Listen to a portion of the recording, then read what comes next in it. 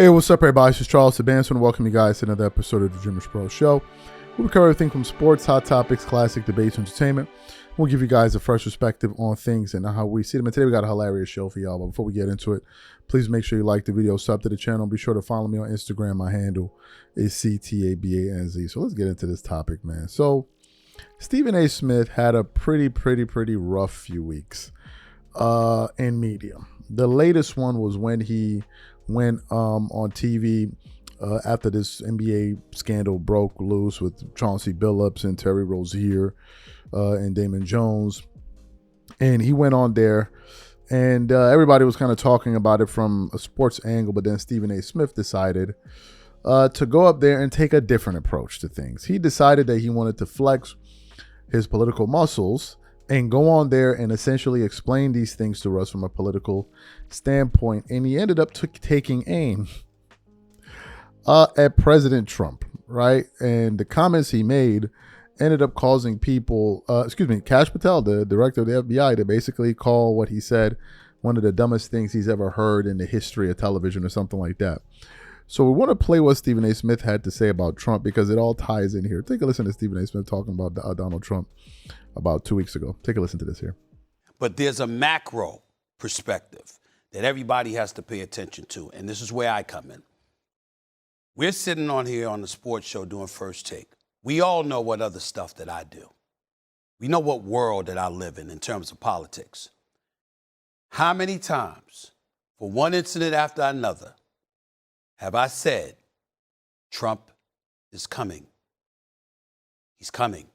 I'm going to say it on national television again.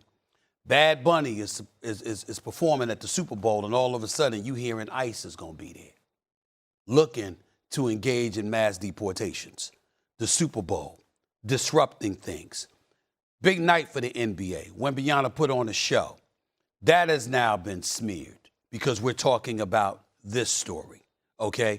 Remember, Trump has a long history connected to the world of sports because he had those casinos. Where do you think folks were coming half the time?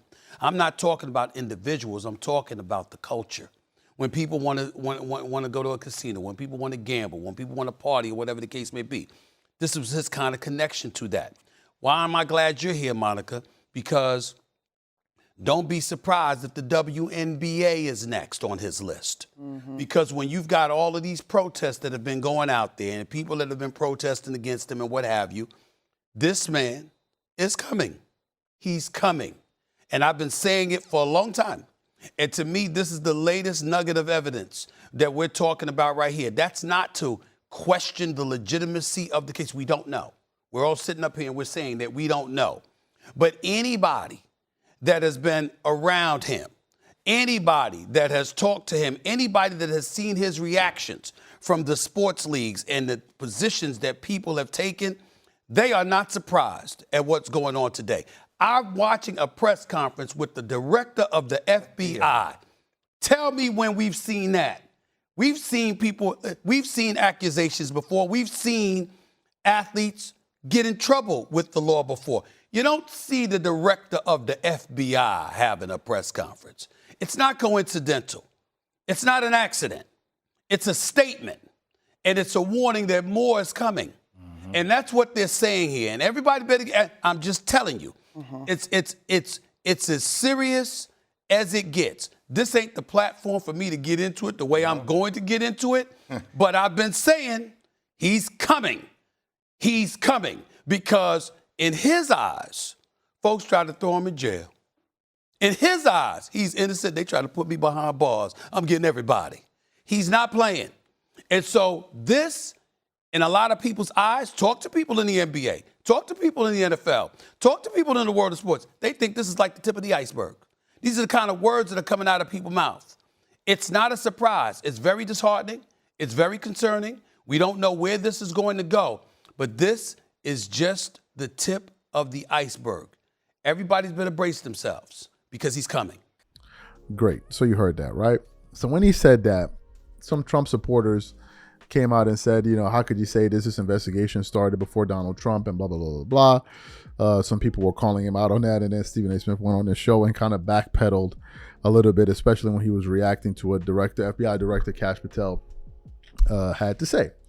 So you have that part of it. Then what else happened? Just when you thought things couldn't get worse, he decided to do the unthinkable. And what's the unthinkable?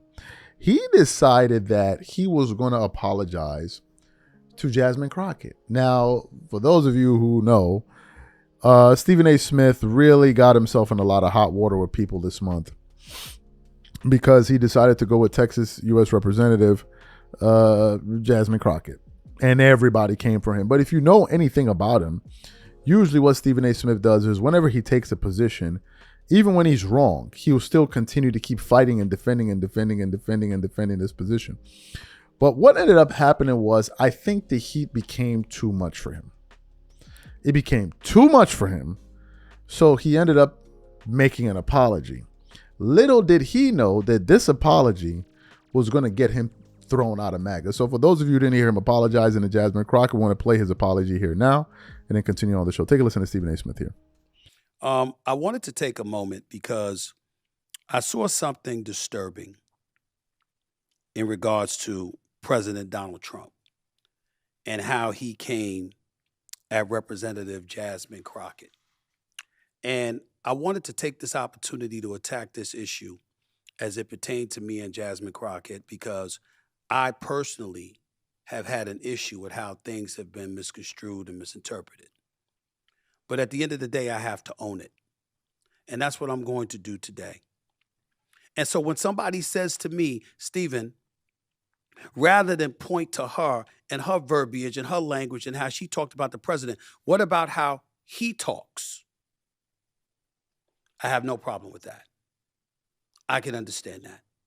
And if that is the reason that everybody is in an uproar, that is fine. And I have no problem apologizing to that to my sister because, damn it, I want her to know I don't feel that way about her. Just like I didn't feel that way about Kamala Harris. Just like I don't feel that way about the marvelous, the wonderful, the incomparable, the greatest first lady ever, and Michelle Obama, in my estimation, or anybody else. But what we're going to do on this show is understand who the hell I am and how it's going to be as long as I'm doing this show. I have no problem apologizing if I'm wrong. I have no problem apologizing if I've made somebody feel a certain kind of way. But I'm going to challenge the legitimacy of what people come at me with when I think that challenge is warranted and deserved. If you came to me and you said to me that it came across as a bit dismissive, Stephen, you should have been more protective of her than that because look at how he speaks. Look at how they act on Capitol Hill towards her. I understand that. But when somebody tries to take that to accuse me of being disrespectful or in any way misogynistic, I'm going to push back on that because that's emphatically false. There's no truth to that whatsoever, and I'm not accepting that, and I'm not owning that. I can sit up there and I can look at Representative Jasmine Crockett. Do you know what I think she should be doing? I think she should be competing for the Senate seat in Texas or for the Attorney General spot because she's qualified. I personally think Kamala Harris should have ran for governor of California. I've said it for the record that if Michelle Obama was running for president, she would have beat Trump, in my opinion. I think she'd have done it. Great. So you heard his apology. Well, after making that apology, people started to roast him in his comment section, like a lot of people. And the video got about 138,000 views. One viewer said, bro, you can't be serious, laughing my ass off. You did all of that just to apologize. Another guy said he's trying to cancel the cancellation. Another person said, John Witherspoon voice, flip, flop, and bleep. Another guy said, no backbone. Another guy said, gave that boy a good old whipping. One other viewer said, no one believes what you said. Everyone believes you got the talk. Now, let me tell you what happened. When Stephen A. Smith did this, a lot of his MAGA supporters threw him out the window, right? Because they were siding with him strongly when he made those original comments about Jasmine Crockett, right? They were siding with him. And I think that what they wanted him to do, for goodness sakes, was basically stand his ground. But what they discovered is what we already knew.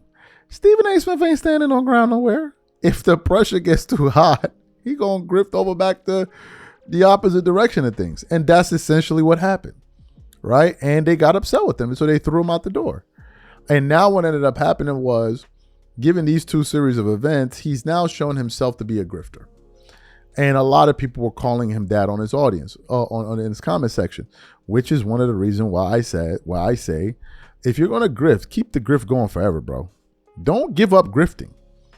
If you heard him in that sound there, he doesn't like what they don't want to hear that, bro.